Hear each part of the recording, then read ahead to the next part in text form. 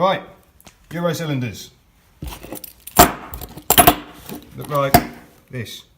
Fit in door holes, like so. And these holes. And to get a Eurocylinder out, especially one of these crap ones, even though this is a Yale, it's still a crap one. When the key's not in it, you'll see this little tab. See that tab there, the black one? Sticks out on the side, right? And so you can't just pull it out. So you put the key in it, and you line it up. Just turn it a little bit.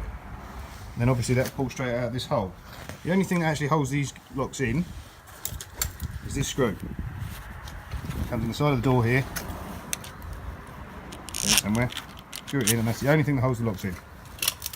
I have not got the key to this lock here.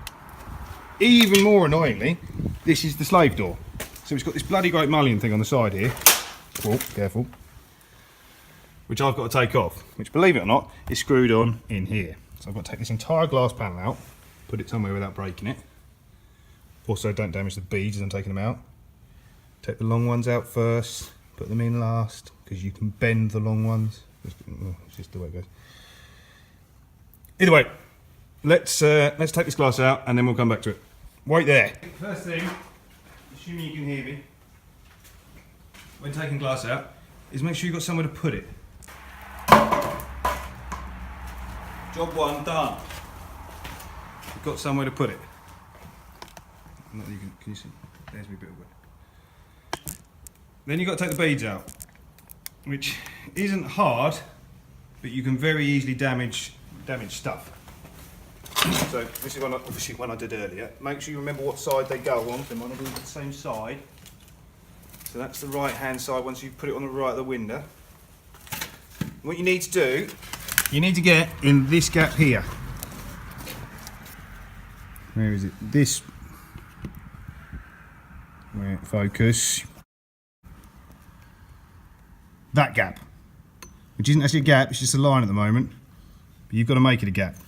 You can buy really expensive Don Carlos window bead removal tools, but anything relatively sharp and long, the longer the better.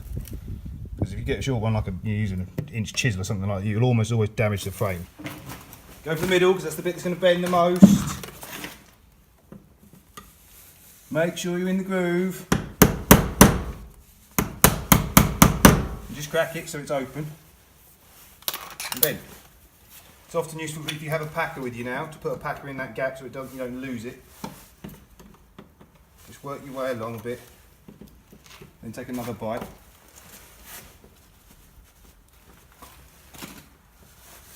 I'm probably making this look hard to a professional, but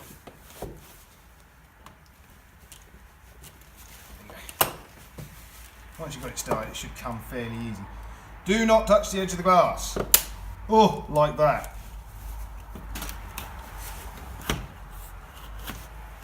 Ta-da! They should be that easy once you've got a good tool.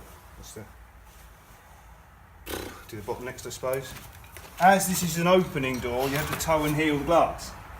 Luckily for me, somebody's already done it. So as long as I keep the packers in the same place, when I say somebody's already done it, it was me.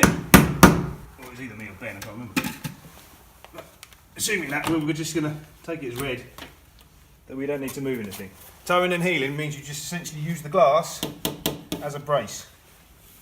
So you don't put any packers in here, bottom right, or up here. You just put packers in from the hinged bottom side to the opening top side.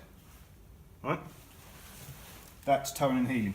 If you buy a plastic, door, window, or anything like that, it will come with instructions. But they often make it sound very complicated. It's really not.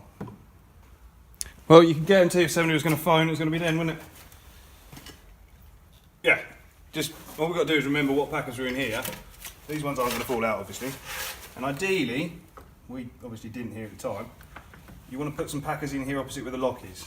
Because if it's going to flex and the lock's going to stop working, that's where it's going to, 90% of the times you get called back to a set of French doors, you just have to hit this with a rubber mallet and it will come back and it just goes back to where it is. So you want to keep them set.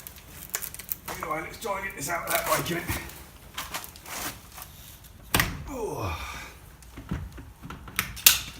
God. Right, so there's a green on the side and a green on the top. That was it. Whoa! I should be moving this camera around more often and getting better shots, but I'm sure my fantastic descriptive work should be more than enough for you lot. Don't hit the corners. That's all you got to do. Right, there we go. Job done. I've got phone fade back.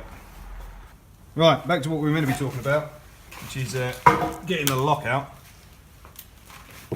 We've now uncovered all these here screws. You see there's two selections of screws here. There are the ones, these little short ones, the little smaller head ones. I'm fairly sure they're just holding the plastic to the metal bracelets in the middle of this. I think. I don't know really, but and then there's the other ones, and I'm confident that they're going to be the ones to take this central mounting off. So let's have a go at that. Where's my driver? Other thing I should have said is don't turn the glass around. When you get a new bit of glass, it'll have a sticker on the inside saying interior, or well, yeah, generally saying interior. Don't turn it round because that's got something to do with the thermal value. I don't know. Does something. Just do as you're told. Is that going to come out nicely? Yeah, it's definitely attached to something over there. It's long enough anyway. Let's have all these out. I don't know if I told you, if you haven't got an impact driver, get one because they're awesome. Right. Aha! That has released this bit. I'm going to call it the central mullion because sometimes you get a flying mullion, which I assume this is probably a flying mullion. All that's done.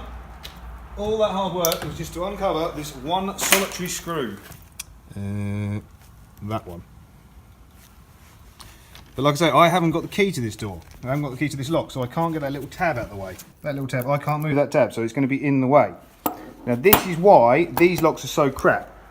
You notice, all solid metal. These are just numbers so I know how long they are. This is a very weak point, and everybody knows it. Robbers especially know it. And if your lock is slightly too long, often, if it's didn't come from the manufacturer, you've got it slightly wrong, and you've got it in here, right? And get it so it's lined up. If that's sitting like that, anything but like this, you know, maybe a mil sticking out. If you've got more than a couple of mil or enough to get a set of mole grips on there, you might as well not have a locked door because you can just it's that easy to get out. I shall show you thusly. Hang on. This side the lock is the right size, so it's not going to be that easy to break in with a set of mole grips, but fortunately, so you take the screw out.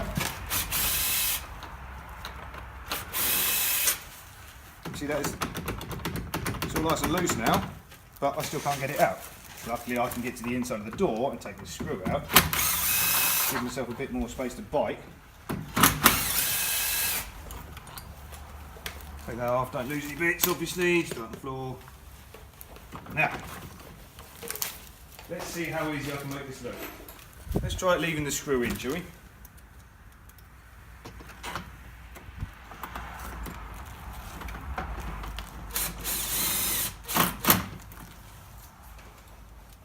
So what you do is you get your mole grips, or the robber, sorry, not you necessarily, but your robber, burglar, whatever you want to call it.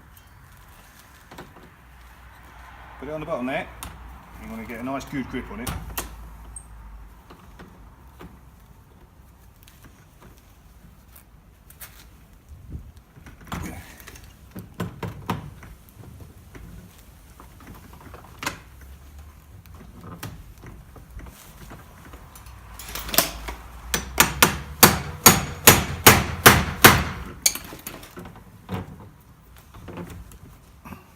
I bent it.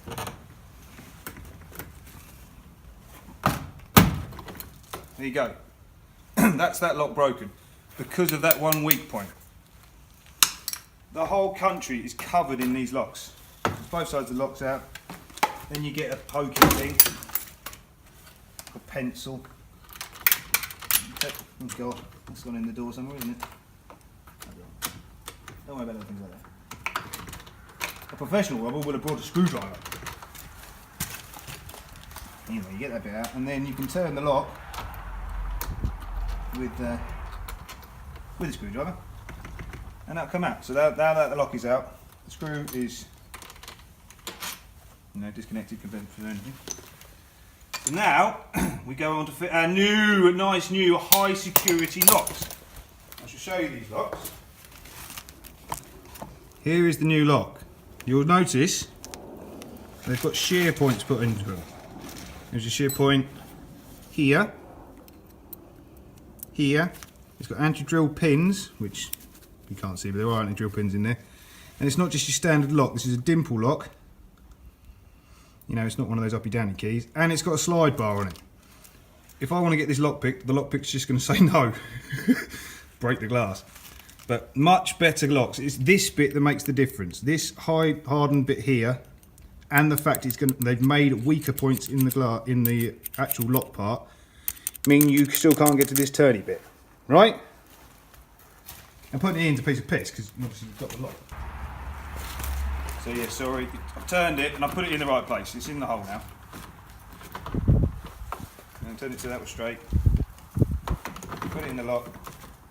Get it so it engages a little bit. And now it's in the right place. You get your new screw.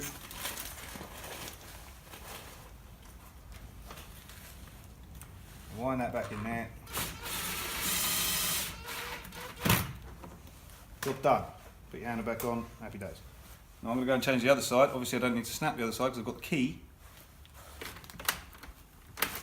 New high quality lock. If you're looking to buy locks, other thing, and you probably saw it on the one, on this one.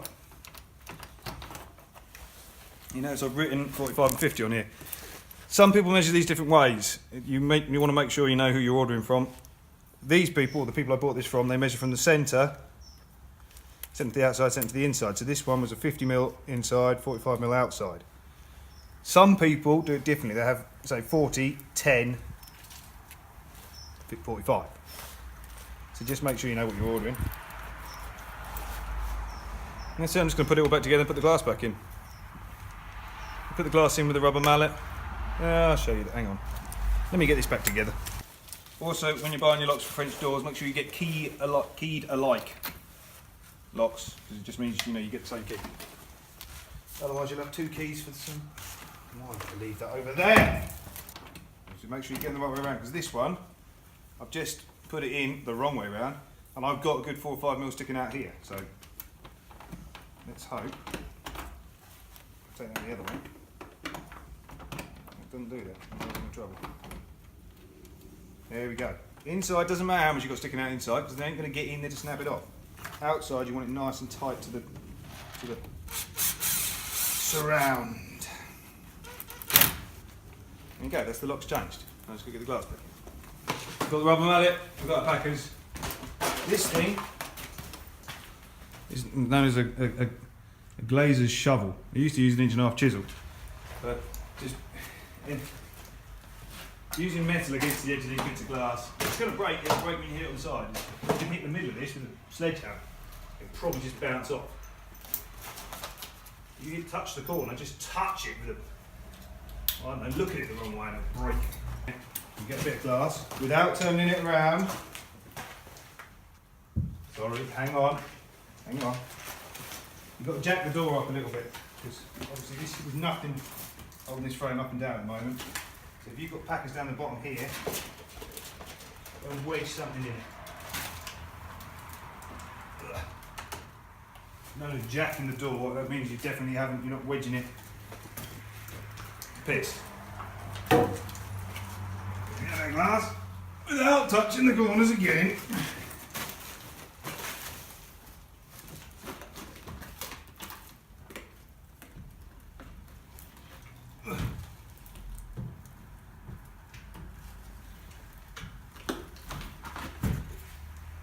Right, we're in. These white bits are in the right place.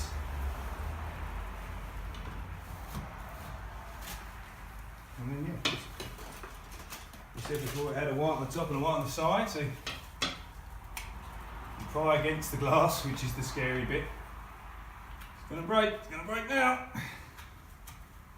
That won't break, you'll be right. This is the one, packing that up in there tight. Make sure it's right the way in, otherwise it'll fail your bead. Technically that's it. But Put your beads back in, start with the short ones. There's the top, covered in sawdust. Don't hit the glass.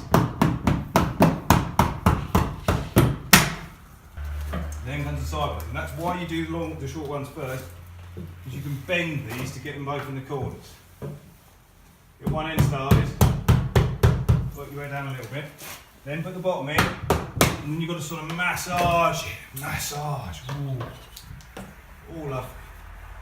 Just to take up these gaps, because obviously when you put it in on the piece there'll be a gap.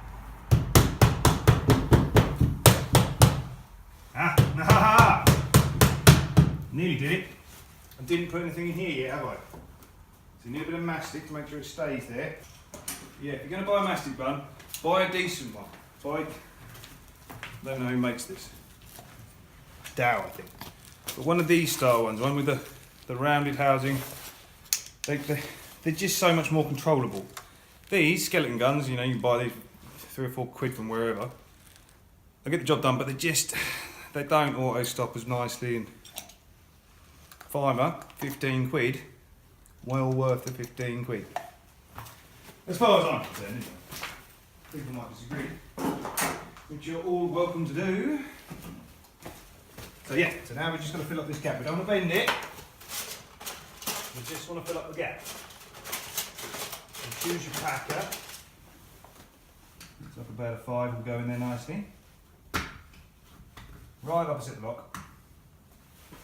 Like I say, it's where it goes wrong. Just a little dollop in this, it doesn't drop down, you know, end up down here somewhere. And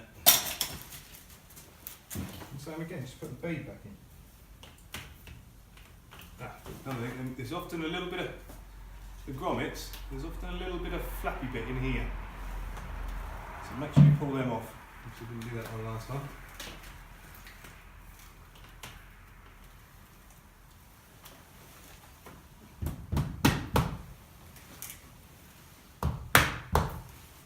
Massage. Ooh. I don't know if it's cold or what, but they're slipping in right nicely there. Okay. That is about as complicated as it can get, changing a bit of glass. Fly mullion had to come out, glass had to come out. All done. Happy days? Well done. Any questions? Put on a postcard to someone else. Bye-bye! If you want respect, you gotta earn it.